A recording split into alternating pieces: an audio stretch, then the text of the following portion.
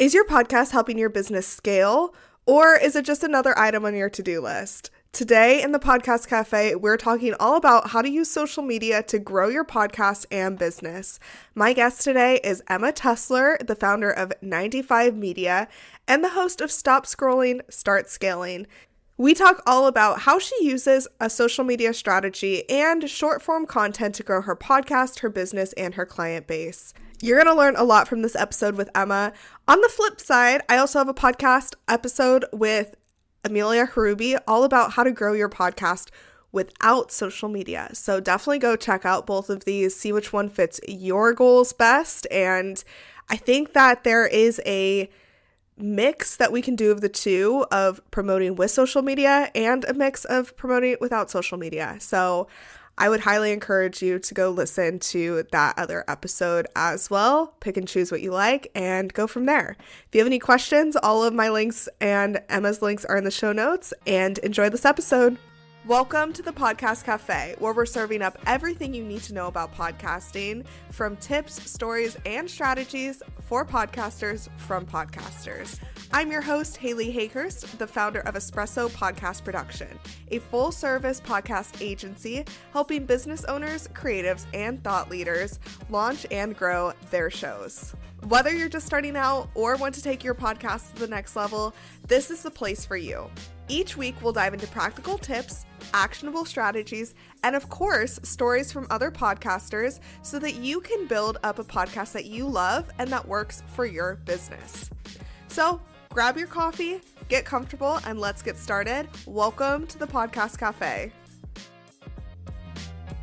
Hey Emma, thank you so much for joining me in the Podcast Cafe. I'm really excited to talk all things podcasting with you today. Yeah, me too. Thank you so much for having me. Of course. So to start off, I have a really important question for you. Since we are in the Podcast Cafe, what's your go-to coffee order? I actually stopped drinking coffee a few years ago, so now I'm a tea girly because I was literally addicted and drinking 6 cups a day. So now I do English breakfast tea with honey. That is my cafe order. Yum. Okay. No, I feel that. There's days where I'm like, should I have another coffee? It's already 4 p.m. And I'm like, Haley, you can't do that. Well, I mean, I really just switched from coffee to Diet Coke, so it's not like I'm doing much better. Diet Coke is so good. Okay, well, I love that. So, your podcast is all about social media and how to stop the scrolling. And really, I think that the audience of this podcast is going to love listening to your podcast after, because a lot of us are trying to grow our podcast or our business with the help of social media. And the doom scrolling is very, very easy to do. So why don't you tell us a little bit more about your background and what your podcast is about? Yeah, so my background is really in marketing. I founded my business in 2015, 95 Media, and we really specialize in creating high converting content for our clients who are growing their business and really looking to utilize social media marketing as that tool to get them in front of their target market. Mm-hmm. However, I don't actually have a background in marketing. My true educational background is actually interior design. So I sort of fell into the world of social media in a time when it wasn't really considered a real marketing avenue. In 2015, a lot of brands weren't looking at social media as an opportunity, but it's really cool to look back now and see the ones who jumped on the bandwagon early are truly leaps and bounds ahead of everyone else.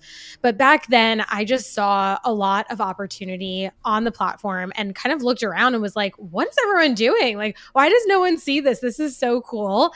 And I knew I wanted to be a part of the future. So I ultimately transitioned from design into marketing in 2020, quit my job, just kind of was like, let's try this thing. Let's see what happens. And then in 2022, we launched the podcast, Stop Scrolling, Start Scaling, as an extension of 95 Media, where we're able to create longer form content. That was really like the intention behind the show. Was we just have so much to say, and there's so many great resources that we want to put out there. And we love social, but it doesn't give us the opportunity to keep people's attention attention in the same format that we would like to create it in. So the podcast sort of became that arm of the business where we could support entrepreneurs and business owners and content creators in really getting the resources that can help them scale. And over the past 2.5 years, it has just become an integral part of our business. And I cannot imagine where we would be right now without the podcast. Oh my gosh. Yeah, I love podcasting too because I'm the same way. I'm a long form type of girl. Like short form content is great, but as you know with social media, like you just have to keep scrolling for people to find it. And with a podcast, you get to lock them in for a longer amount of time and really build that trust with them. So I love that is why you started the podcast all about social media. And that's awesome that you started in 2015 with your business. What made you really want to start, building your own business? I'm just curious. It honestly wasn't very intentional. It was just kind of a product of, I'm just someone who, when I know I can help make an impact, I can't shut up. So I was, in 2017, I graduated college. I ended up landing my dream job in design before I graduated. And I was like, well, I guess the universe is just telling me like, you got to do design. Like, I know you have this thing for marketing, but design is really what you need to be doing. But as I took on that job, I realized, okay, well, I can't keep serving my clients in the way that I was because I have to sit at a desk from 9 to 5. So I started hiring. I made my first hire at, I think, like 22 years old because I just couldn't do, certain things that had to be done during the workday.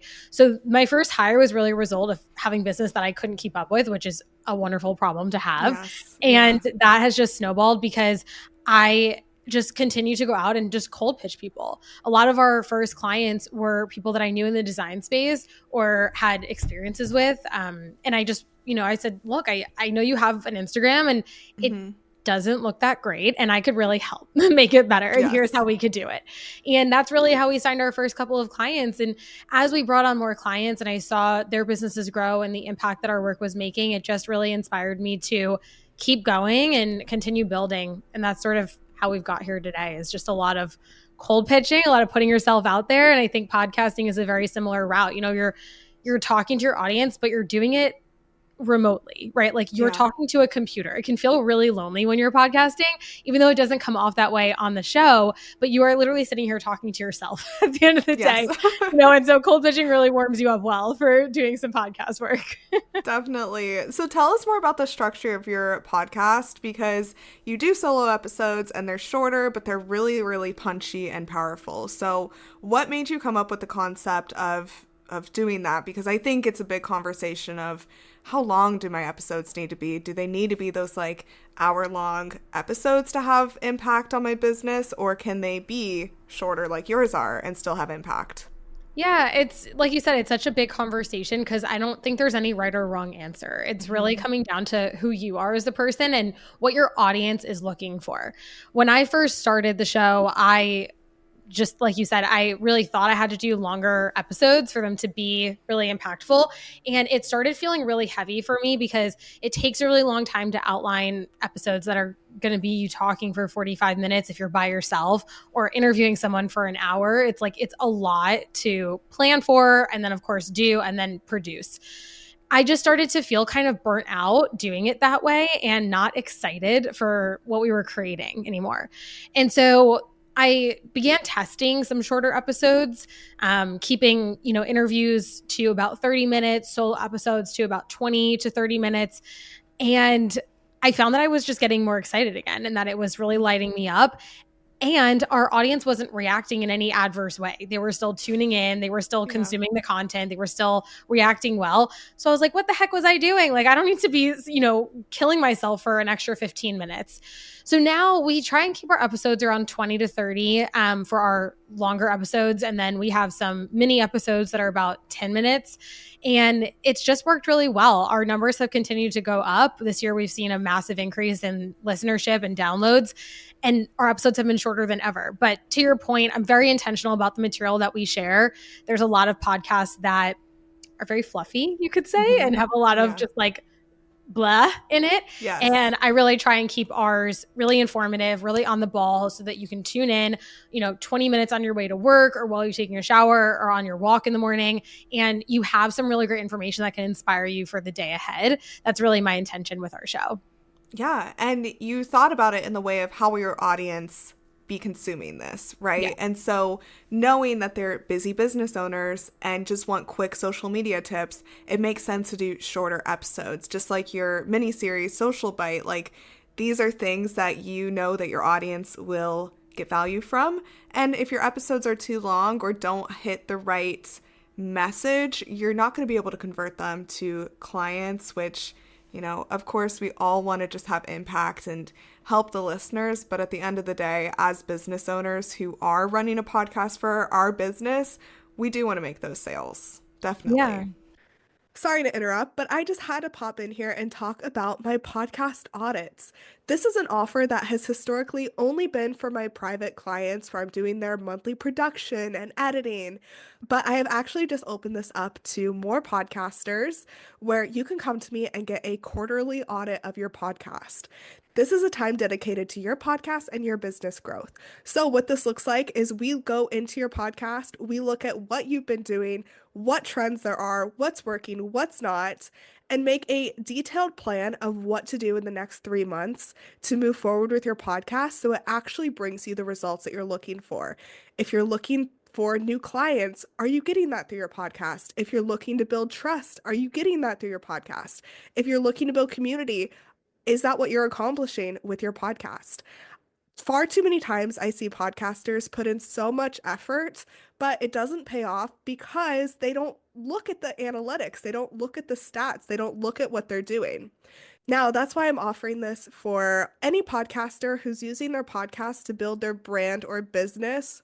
So if you're interested, send me an email, hello@Espresso Podcast Production, and we will set your date to look at the details of your podcast.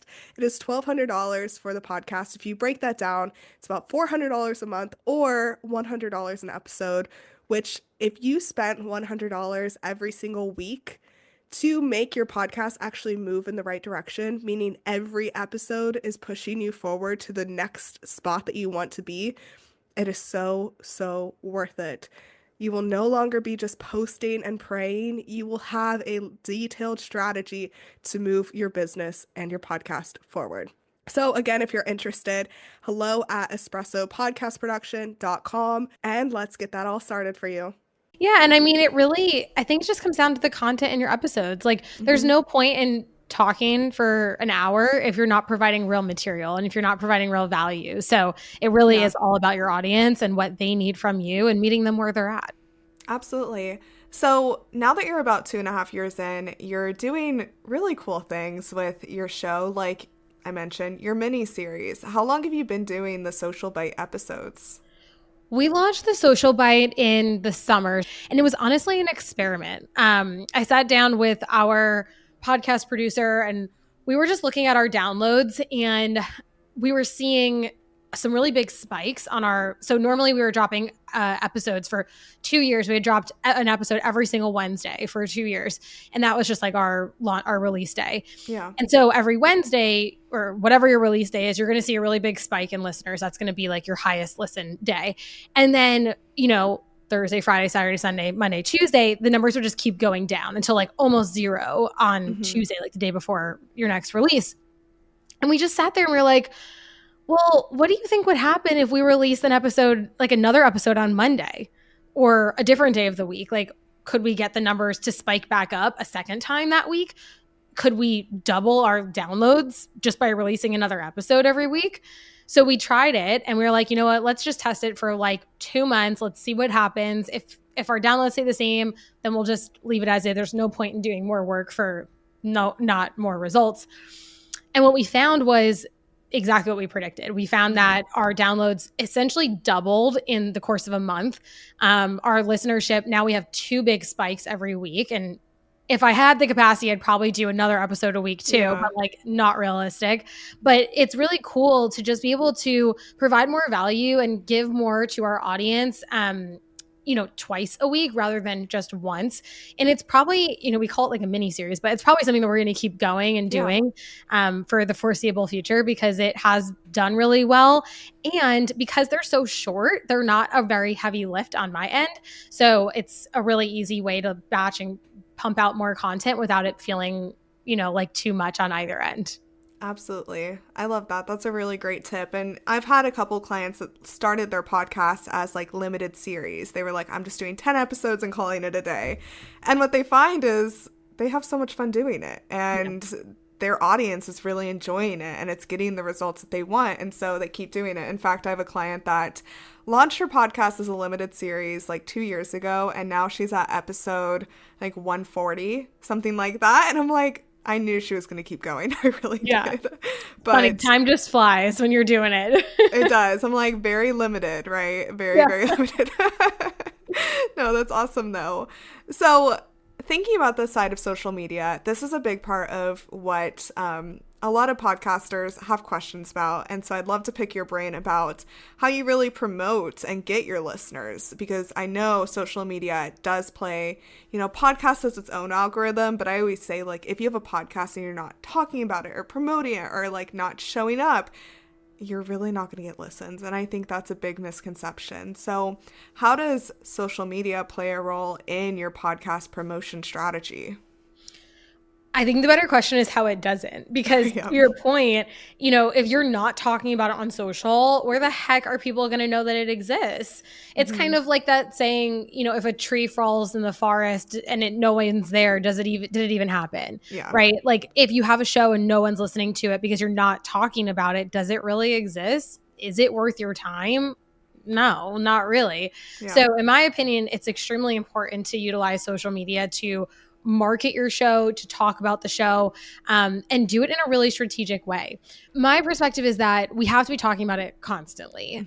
On our end, what we do is I'm a huge believer, as any marketer would be, in video content. So recording the video assets with your show and really utilizing those on social to create short bites of your episode helps get people intrigued to then go from social over to listen to the show on Apple or Spotify or wherever they tune in.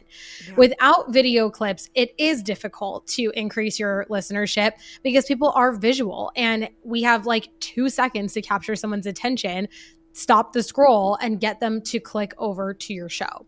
It used to be that you could create a graphic and post it to your feed, or even like an audiogram to your feed.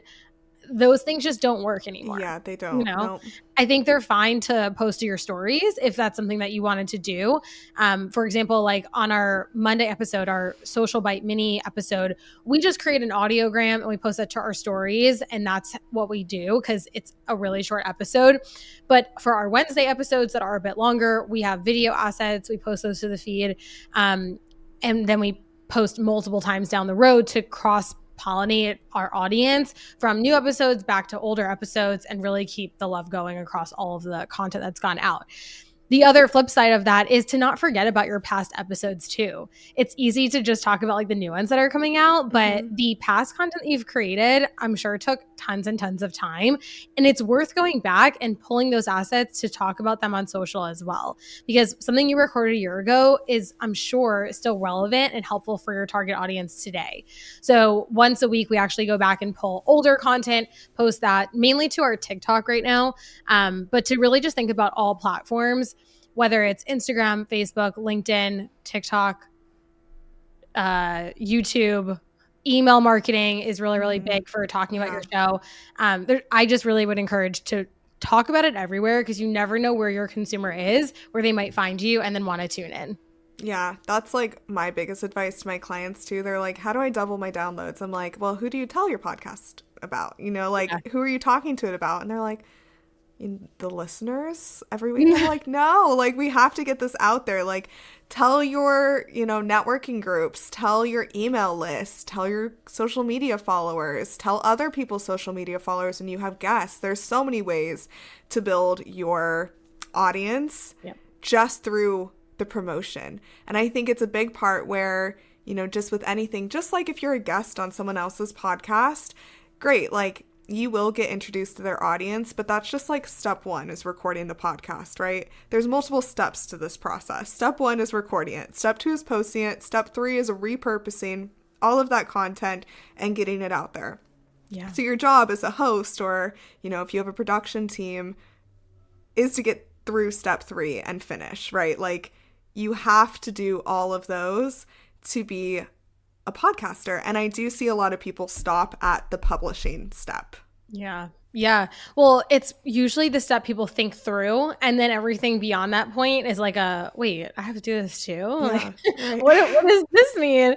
So even just, I mean, I don't even know if through production, but like, yeah, just hitting record can sometimes feel like the heaviest lift. But that's why people like yourself, producers, people who do the back end, marketing teams like us are so important to the overall process of getting your podcast out there and really growing it. Because like we said before, if you just have a show and no one tunes in, there's no point in doing it. You're doing it for yourself at that point. Exactly.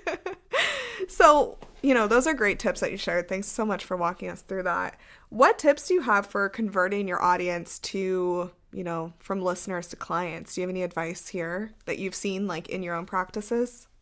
One of my favorite things to do, specifically when thinking about how can I really get my audience to go from listener to even just getting on a sales call with us, is I like to, when I'm sitting down planning out my episode topics, I think back to questions I've gotten on recent sales calls. So I'll say, okay, well, you know, on my last sales call 2 days ago, someone asked me, well, what's the difference between X and Y? Or why do you do it like this? Or what's your process for ABC? And I will literally take that question and my response to that question and turn it into an entire episode. Because to me, what I found to be true for the past 10 years is that if one person's wondering it, a lot of people are wondering it. So if I can get ahead of that question, or it really is an objection at the end of the day, and answer it on the podcast, it could get people over the bridge of questioning themselves or questioning us or being unsure about wanting to reach out, and get them on a sales call, because their chances of closing someone on a sales call are a lot higher than them just consuming your content because it's not personal to them. Versus on a sales call, you get to ask the questions, you get to curate your responses and really get them a good answer to what they're wondering. So if you're looking to convert more people from your content, and maybe that's something you're struggling with right now, like you're just not seeing conversions, I would think about your podcast as sort of an objection handler and getting ahead of those objections in the sales process, because ultimately you're looking to drive someone into the sales process. So what if you were to cut that and shorten it in half by just getting ahead of any objections they might have? That is such great advice. I'm obsessed with that because that's so true. And I think, you know, the longer you're in business, the more you realize this. There's different types of buyers, right? Some people will book a call with you with knowing nothing. And sometimes those will convert, sometimes they won't. But for the most part, most people are stalking you for a while before they actually finally book that call. So they're listening to your podcast episodes. They're being nurtured by you. So giving them the content that will answer their questions, whether that is objection handling or giving them the confidence to get on that call, that's 100% what a podcast is for. You know, the rest is nice, but like that is 100% great advice right there. Yeah. And to be honest with you, I've had many conversations recently, like the past couple of months specifically, where I've been on a sales call and someone has said, everything sounds great. I'm really excited about everything you guys do. I'm going to just go listen to your podcast. I'm going to go consume your content on social to be a consumer of who you guys are before I sign and work with you. And I think that's a really cool other way of looking at it too, because absolutely, sometimes people consume before they get to you, but sometimes people consume after they get to you too. So you might even think about it as, well, I just pitched them. I just gave them all the information. I answered the questions that came up for them on the call. I handled those objections, but oftentimes people have objections that they think through after they get off a call with you as well. So what if your podcast could be a secondary leg in the sales process for you and ultimately close the sale? And that's what our podcast does for us time and time again, is actually close the sale, whether it's before or after our call time. And it has been just an incredible tool for us to actually truncate our sales process and convert leads faster. Yeah, that's amazing. What advice do you have for new podcasters? So much. Well, one thing that I wish I knew in the beginning of podcasting is it's really not like that serious. It's really So not, true. So it's true. not that big of a deal. I used to really like kill myself over the prep for the sales call, for the podcast, the prep for the outline, listening to, we have a producer in-house that does our podcast and works with some of our clients on podcast production too. And I would listen through every single word of the show before it went out. And I was so nitpicky. And I think just something I've learned over the past few years is it's going to go out and it's going to connect with the right people. Nothing needs to be perfect. And it's funny because like, I don't think that our social content has to be perfect, but in my head, I was like, well, podcast is like so serious. Like this has to be amazing and polished and everything. And once I let go that kind of like obsessiveness over the detail and the prep, it became a lot more natural. And I think that came through in our content as well. And it really started to grow a lot faster when I let go a little bit more from the production and from the prep, because I was able to shine through more on the show. So I was able to give better examples and case studies and my own experience, because it wasn't so, I mean, we never scripted it, but it wasn't so outlined. So I just find for myself, like when I sit down, I have like a couple of bullets I know I want to hit in the episode, but I just freeform it. It flows a lot better. But that's my own experience. And some people need, a full script, and some people like no outline at all. You have to find what works for you and really go for it that way. Yeah, I love that. I like the combination somewhere between like sitting down and recording with like a structure and just having a topic in mind, right? Because if you sit down and you're like, what am I going to talk about today? That's kind of where the fluff comes in, I find, like the podcasts that don't plan it at all. But if you know, okay, these are the content I want to hit on for the next month. Like I want to create these 4 episodes. You can kind of think of it. So, working with a marketing team like yours or a podcast production team like mine, like that's kind of what we talk about, right? Like we help come up with those content themes and what's going to make sense to your audience. So that's really great advice. Is there anything else you want to share before we get into my rapid fire section I have for you? I think just that podcasting is really for everybody. And if it's something that you've been thinking about or it's been on your mind, I would just really encourage you to go for it, because it is something that is so accessible. It's something that anyone can really do and do well if you just commit to it. But the hardest part, I think, is continuing to show up week over week, because it can feel daunting. It can feel all-consuming if you're doing it in a way that doesn't feel aligned for you.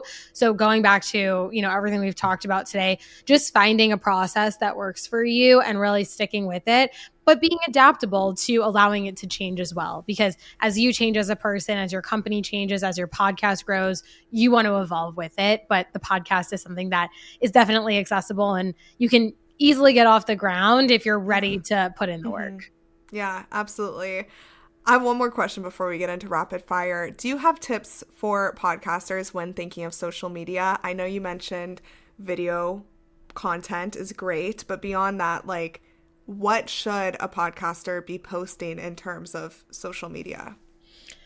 Well, I can share what we do as a point of reference. So for our Wednesday episode, which is our big episode of the week, we post a Reels on to our feed of a clip from the episode. So that clip is what we call a sizzle reel. And if anyone's unfamiliar with a sizzle, it's sort of like different clips from the episode. They aren't congruent. They may feel a little disjointed. And it's really for the purpose of like intriguing you at different kind of hot points of the show. That reel goes out on Wednesday on launch day. And we also have a email that goes out to our entire list on launch day as well, where we really dive into the episode. We have links to listen in, some big topics that we touched on in the show, etc. On our Monday episodes, which are a bit shorter, we have an audiogram that we post to stories, and then direct links to the episode on both days, just in our stories, because that's where we get the most traction. But then we also have 2 to 3 days a week where we over on TikTok are posting current or past episode content from the shows that had gone out recently. And then we repurpose into Pinterest pins, which we pin 3 times a day all the time. If we were doing YouTube, we would post over on YouTube as well. But We post over on LinkedIn on release days. So really overall, what I would summarize this to say is to post as much content as you're physically able to create. There's no such thing as too much. And if you're scrolling on Instagram or TikTok or YouTube Shorts these days, you're going to see a lot of podcast content. It's not abnormal. It's not going to make you stand out. It's not something that your audience is not accustomed to. In fact, that is where they're going to want to go to discover your show. So I would create as much as you possibly can that feels within your bandwidth or your team's bandwidth, because the more you produce, the more people you're going to be reaching and ultimately tapping into to tune into your show. Absolutely. That's really great. I love that. I mean, it's nice to be able to hit so many different places, but with the same content, right? So being able to repurpose it for that platform, that's great. And, and your episodes are like, you mentioned, like 20, 30 minutes, and you can create all that content. So I think that should really inspire some of the listeners to be like, okay, I can do this too. Like, yeah, I'm able to, right? Like if Emma can create this much content from her podcast, so can I. I think that's really a big takeaway there. 100%. There's so much you can pull. I actually like to go back to like my outlines for the episode and pull out some like big points that I want to make sure we're hitting in our social content.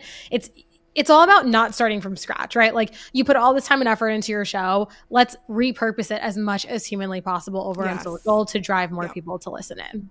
Absolutely. I love that. Okay, awesome. Let's get into the rapid fire. So I have just a few questions for you. And to preface this, I'm not the quickest at rapid fire.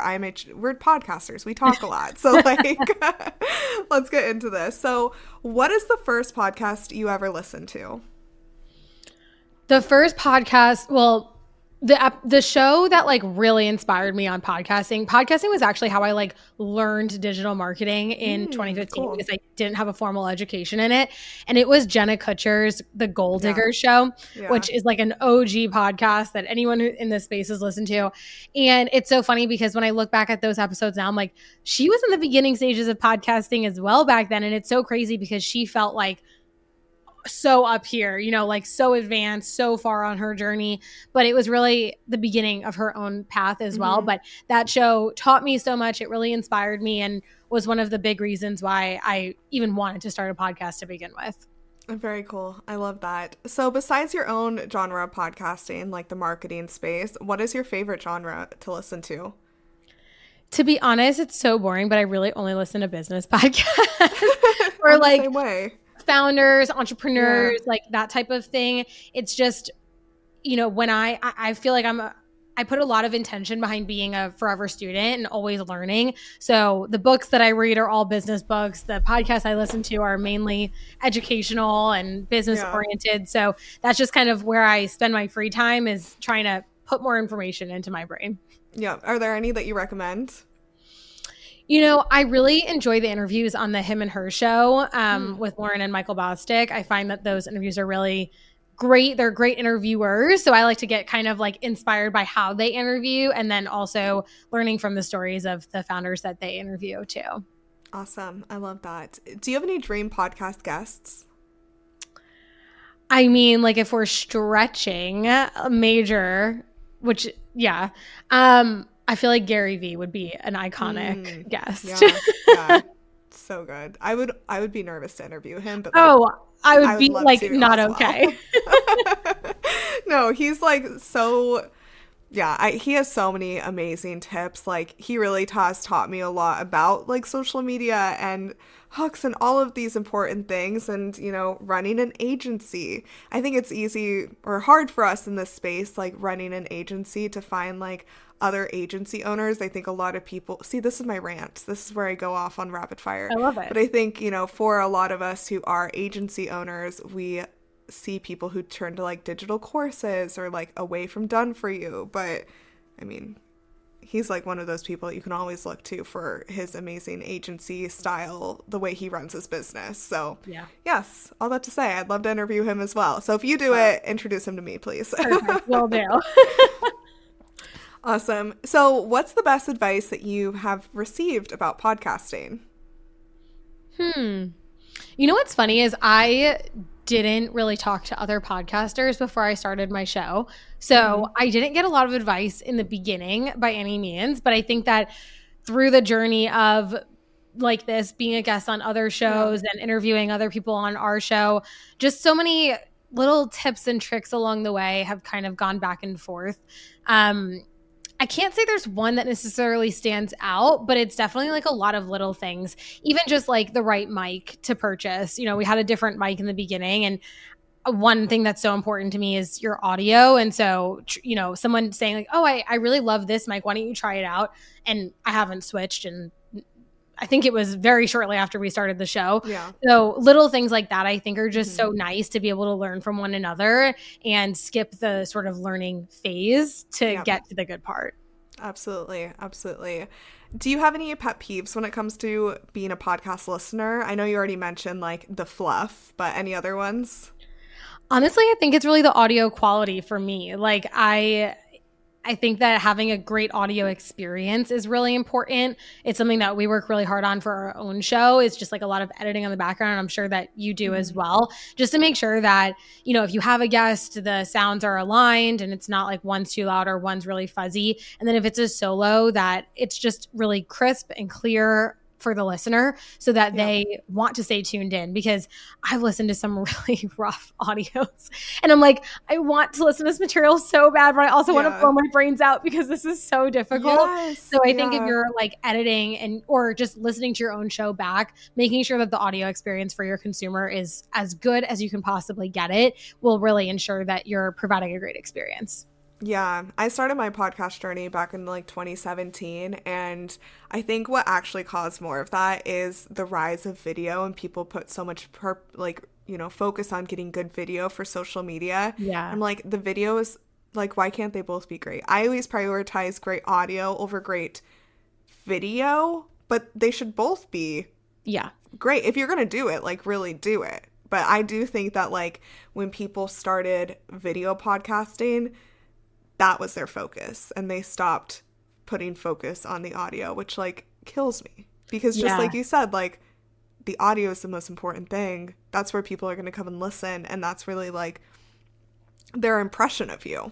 Yeah, it's hard. I mean, you're making a great point. I think that is a lot of the reason, because the show that I'm thinking of that I have trouble with the audio sometimes is because I know that they record for YouTube and then they repurpose the audio into a podcast, but they can both be great. Like just figure out where to put the mic. Like you don't have to sacrifice one or the other. Exactly. Oh my gosh. My last question I have for you is, what's the most surprising thing that you've learned about yourself from podcasting? That's such a good question. The biggest takeaway and self-improvement that I've made from the show is really speaking skills. I think about this all the time. If I hadn't started podcasting 2.5 years ago and listened back and wanted to literally die because the way I talked was so bad, I don't know where I would be today. And I do so much public speaking, so many trainings, so much of sales is how you talk. And I'm so grateful to have podcasted and listened back and heard myself so many times in such a cringy way, because it really forced so much growth. Listening to yourself over and over and over again. I don't think anyone likes the sound of their voice or like how they talk really that much, but you sure want to improve really quick when you are podcasting that much. Yeah. No, that's great. Thanks so much for sharing that. Emma, this conversation has been so good. Where can the audience come and find you? And also, how do you work with people? Yeah, so at 95 Media, our website is 95media.co, just spell it all out. Our podcast is Stop Scrolling, Start Scaling. We're on all the platforms. And we are most active over on Instagram. So our handle over there is 90.5.media. Again, spell it all out. But the main way that we work with brands is to really create high converting content, whether that's to grow your podcast or to grow your business, services or product. That's what we do best. So if you're interested in working with us, our links to apply or inquire are on our Instagram, they're on our website. But yeah, we're just super excited about the impact and all the opportunities that are on the table for 2025 to grow your business through the power of social. Yeah, it's going to be a good year. Crazy year with everything happening with TikTok, but it's going to be a good year. You know what? We're just crossing our fingers and hoping for the best. Yes, we are. Oh my gosh. Well, I've loved this conversation, and thank you so much for joining me in the Podcast Cafe. All of your links will be in the show notes, so I hope that the audience goes and checks out, all of your services and follows you on socials. Thank you so much for having me. This has been so great. Thank you so much for joining me in the Podcast Cafe. I hope you're leaving with fresh ideas and inspiration to take your podcast to the next level. Remember, podcasting is a journey and you don't have to do it alone. I'm here to help you every step of the way. Let's connect. Be sure you follow me on Instagram at Espresso Podcast Production or visit espressopodcastproduction.com for more tips, resources, and behind-the-scenes insights. I'd love to hear about your podcasting journey. If you've enjoyed today's episode, make sure you hit subscribe so you never miss an episode. And if you're feeling extra generous, I'd love it if you could leave me a review on Apple Podcasts or Spotify. It helps more podcasters just like you find the show. Until next time, grab your coffee, keep creating, and I'll see you back here in the Podcast Cafe.